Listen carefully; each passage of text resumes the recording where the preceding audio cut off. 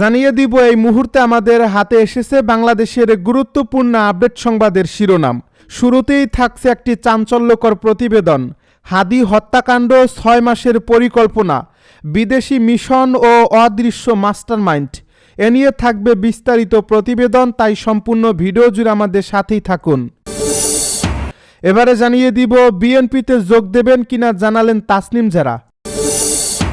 সব শেষে জানিয়ে দিব এনসিপিতে যোগ দিচ্ছেন আসিফ মাহমুদ। এতক্ষণ শুনছিলেন হাতে থাকা আপডেট সংবাদের শিরোনাম, এবারে বিস্তারিত।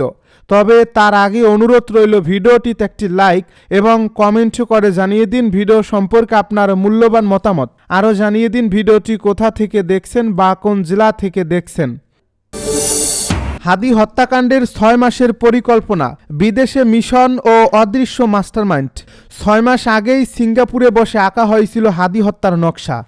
আর প্রমাণ মুছে ফেলতে খুনের পর খুনি ফয়সালকেও নীরব করে দেওয়ার পরিকল্পনা ছিল কিনা তা নিয়েই এখন তদন্তকারীদের সবচেয়ে বড় প্রশ্ন।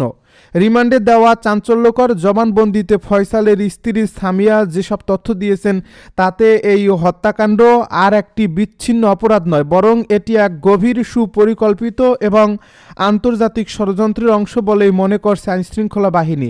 মাত্র ৩ সেকেন্ডের একটি কিলিং মিশন, কিন্তু সেই ৩ সেকেন্ডের চিত্রনাট্য লেখা হচ্ছিল টানা ৬ মাস ধরে। আর সেই পরিকল্পনা বাংলাদেশের মাটিতে নয়, বরং সুদূর সিঙ্গাপুর ও মালয়েশিয়ার সীমান্তবর্তী এলাকায় বসে। শাহবাগে ঘটে যাওয়া হাদি হত্যাকাণ্ড কি কেবল রাজনৈতিক প্রতিহিংসার ফল, নাকি এর পেছনে লুকিয়ে আছে ক্ষমতার পালাবদলকে কেন্দ্র করে সাজানো এক আন্তর্জাতিক ষড়যন্ত্র? এই প্রশ্নই এখন ঘুরপাক খাচ্ছে পুরো তদন্তের গভীরে নামতেই একের পর এক এমন তথ্য সামনে আসছে যা সাধারণ মানুষের মনে আতঙ্ক সৃষ্টি করছে। প্রথম দৃষ্টিতে এটি স্থানীয় কোনো অপরাধী চক্রের কাজ বলে মনে হলেও বাস্তবে এটি ছিল বিদেশে বসে নিয়ন্ত্রিত এক সুপরিকল্পিত অপারেশন। গোয়েন্দা সূত্র বলছে পুরো হত্যাকাণ্ডের ব্লুপ্রিন্ট তৈরি করা হয়েছিল সিঙ্গাপুর ও মালয়েশিয়া সীমান্তের একটি গোপন আস্তানায়। মাস্টারমাইন্ডরা খুব ভালো করেই জানতেন দেশের ভেতরে বসে এমন হাই প্রোফাইল হত্যার পরিকল্পনা করলে তা সহজেই ফাঁস হয়ে যাবে। তাই তারা বেছে নেন বিদেশের নিরাপদ আশ্রয়। এই কিলিং মিশনের মূল চরিত্র ফয়সাল করিম মাসুদ। সমাজে নিজেকে তিনি পরিচয় দিতেন একটি আইটি উদ্যোক্তা ও ব্যবসায়ী হিসেবে, কিন্তু সেই পরিচয়ের আড়ালে লুকিয়েছিল একজন প্রশিক্ষিত ও ঠান্ডা মাথার পেশাদার খুনি। ২০২৫ সালের ২১ জুলাই ঢাকা আন্তর্জাতিক বিমানবন্দর থেকে সিঙ্গাপুরগামী বিমানে ওঠেন ফয়সাল। সেই যাত্রা যে মৃত্যুর চুক্তি সই করতে যাওয়া তা কেউ আঁচ করতে পারেনি। 5 দিনের ওই সফরে তিনি দর্শনীয় স্থান নয়, বরং একের পর এক গোপন বৈঠকেই কেটেছে তার সময়। সিঙ্গাপুরের একটি অভিজাত হোটেল থেকে সড়ক পথ তাকে নিয়ে যাওয়া হয় মালয়েশিয়া সীমান্তের এক নির্জন ডেরায়। সেখানেই অবস্থান করছিল 5 অগাস্টের পর দেশ ছেড়ে পলায়ন আওয়ামী লীগের কয়েকজন প্রভাবশালী নেতা। তাদের নির্দেশেই তৈরি হয় হাদিকে চিরতরে সরিয়ে দেওয়ার মাস্টার প্ল্যান। গোপন বৈঠকে ফয়সালের হাতে তুলে দেওয়া হয় হাদির ছবি, চলাচলের তথ্য এবং পালানোর নিখুঁত রোডম্যাপ। প্রবাসে থাকায় এই নেতাদের কাছে হাদি ছিলেন বড় এক আতঙ্ক। গোয়েন্দা তথ্য অনুযায়ী ফয়সালের এই বিদেশ সফরই ছিল হত্যাকাণ্ডের ভিত্তিপ্রস্তর। বিদেশে বসে রিমোট কন্ট্রোলে নিয়ন্ত্রণ করা হচ্ছিল ঢাকা রাজপথের এই হত্যার দৃশ্যপট। দেশে ফিরে ফয়সাল তার স্ত্রী শাহেদা পারভিন ওরফে সামিয়াকে এমন কিছু কথা বলেছিলেন যা আজ তদন্তের গুরুত্বপূর্ণ প্রমাণ। ফয়সাল স্ত্রীকে জানিয়েছিলেন খুব শীঘ্রই এমন পরিস্থিতি আসবে যখন তার দেশে থাকা অসম্ভব হয়ে পড়বে। তিনি স্ত্রীকে একটি ব্যাংক অ্যাকাউন্টের তথ্য দেন যেখানে জমা ছিল প্রায় 30 লাখ টাকা। তিনি সাফ জানিয়ে দেন তার কিছু হলে যেন এই টাকা দিয়েই সংসার চালানো হয়। তদন্তকারীদের ধারণা এই টাকাটাই ছিল হাদি হত্যার অগ্রিম সুপারি মানি। হত্যার ঠিক আগের রাত 12 ডিসেম্বর সাভারের একটি নির্জন রিসোর্টে বসে চূড়ান্ত হয় অপারেশনের শেষ অধ্যায়। ফয়সালের সঙ্গে ছিলেন তার প্রেমিকা মারিয়া এবং সহযোগী বাইকার আলমগীর। রিসোর্টের বদ্ধ কক্ষে বসে তারা ঝালিয়ে নেন পরদিনের পরিকল্পনা। মারিয়ার জবানবন্দিতেও উঠে আসে ভয়ঙ্কর গোপন তথ্য।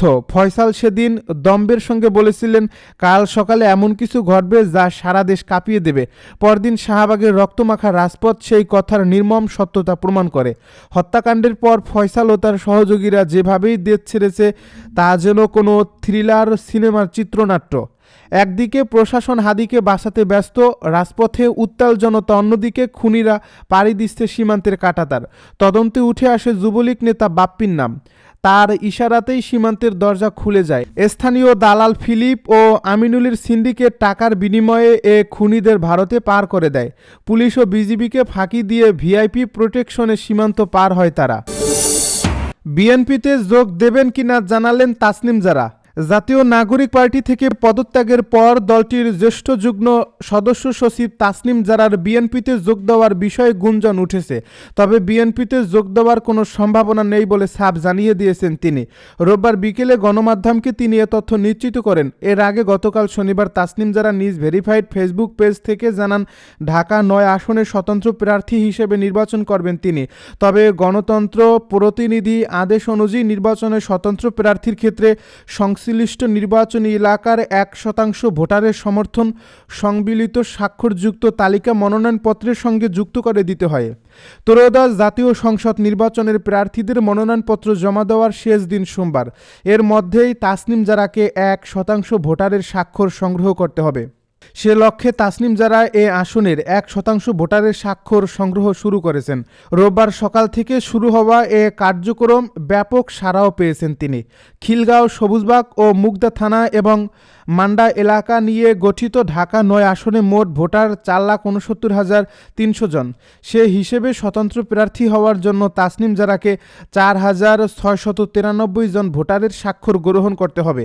এর আগে পোস্টে তাসনিম জারা লিখেন, প্রিয় খিলগাঁও, সবুজবাগ ও মুগদাবাদী, আমি আপনাদের ঘরের মেয়ে। খিলগাঁওয়ে আমার জন্ম ও বেড়ে ওঠা।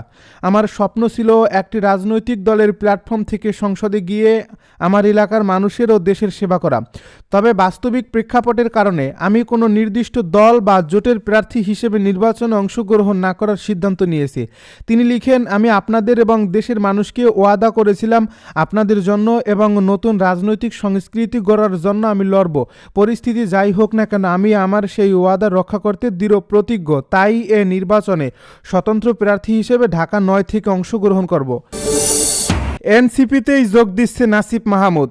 জাতীয় নাগরিক পার্টিতে যোগ দিচ্ছেন অন্তর্বর্তী সরকারের সাবেক উপদেষ্টা আসিফ মাহমুদ সজীব ভূঁইয়া। সোমবার এনসিপির একাধিক নেতা কালবেলাকে বিষয়টি নিশ্চিত করেছেন। এদিকে সোমবার সন্ধ্যা ৬টায় রাজধানীর বাংলা মোটর এনসিপি কার্যালয়ে জরুরি সংবাদ সম্মেলন ডেকেছে দলটি। দলের দপ্তর সম্পাদক সালেউদ্দিন সিফাত বিষয়টি নিশ্চিত করেছেন। এনসিপির আহ্বায়ক নাহিদ ইসলাম সংবাদ সম্মেলনে উপস্থিত থাকবেন। জানা গেছে, সংবাদ সম্মেলনে আসিফ মাহমুদ উপস্থিত থাকবেন এবং আনুষ্ঠানিকভাবে এনসিপিতে যোগ দেবেন। এর আগে ২৮ ডিসেম্বর এক সংবাদ সম্মেলনে নাহিদ ইসলাম জানান, জামায়াত ইসলামী ও সমমনা দলগুলোর সঙ্গে আগামী জাতীয় সংসদ নির্বাচনে এনসিপি একত্রে অংশ নেবে। তিনি বলেন, জামাত ও সমমনা দলগুলোর সঙ্গে তাদের কোনো আদর্শিক ঐক্য হয়নি, এটি একটি নির্বাচনী সমঝোতা। সাংবাদিকদের এক প্রশ্নের জবাবে তখন এনসিপির আহ্বায়ক বলেন, আমাদের ন্যূনতম কিছু বিষয়ে ঐক্যমত রয়েছে, সামগ্রিক বিষয়ে বা আদর্শিক ঐক্য হয়নি। এটা একটা নির্বাচনী সমঝোতা, ন্যূনতম কিছু বিষয়ে আমরা ঐক্যমতে পোষণ করছি। আমরা একত্রে নির্বাচনী সময়টা পার করব। এই সমঝোতা একদিকে নির্বাচনী বৈতরণী পার হওয়ার জন্য, অন্যদিকে আমাদের সংস্কার, বিচার এবং আধিপত্যবাদ ও দুর্নীতি বিরোধী ন্যূনতম কর্মসূচিও থাকবে। এনসিপি নির্বাচনে গণভোটে হ্যাঁ এর পক্ষে কাজ করবে উল্লেখ করে নাহিদ ইসলাম বলেন, জুলাই সনদের প্রতিশ্রুতি অনুযায়ী আমরা কাজ করব।